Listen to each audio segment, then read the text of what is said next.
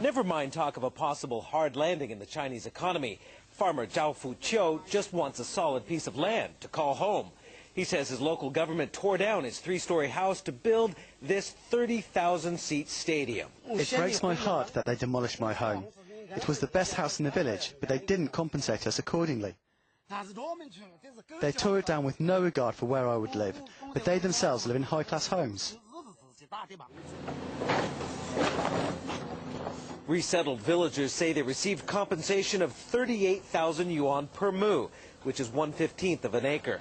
In contrast, according to the local bond prospectus that helped pay for the stadium, Loudi City in 2008 sold its land to developers for 600,000 yuan per mu, 15 times what they paid the farmers. Property developers say land near the stadium today could fetch more than 2 million yuan per mu. That's 310,000 US dollars, or more than 50 times what the farmers received. The new stadium area and the new government office area are under the development plans of the government. The market is following the direction of the government, the direction of the Communist Party.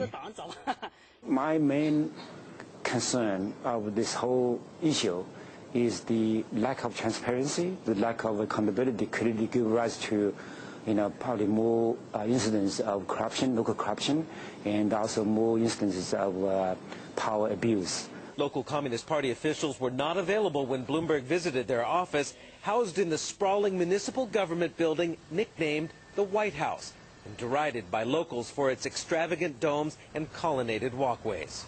As you can see, the stadium complex is really encroaching into what's left of this farmland here. The villagers still using what's left to grow what few crops they can.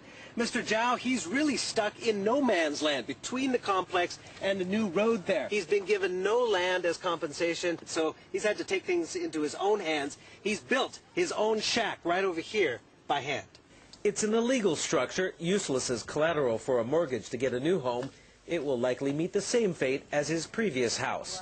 He says he's powerless. They kept harassing me until finally I had no other choice but to give in and sign. I told the head of the sports council, "You tore down my house on July the 5th and cut off my water supply on July the 6th. Isn't that the same as digging out the core of my heart?" Helping the poor is supposedly at the core of the party once helmed by Chairman Mao, who was raised just down the road from here. But like that road, some of those principles and so much else around here are being torn up in the name of development. Engle, Bloomberg, Loudi, Hunan Province, China.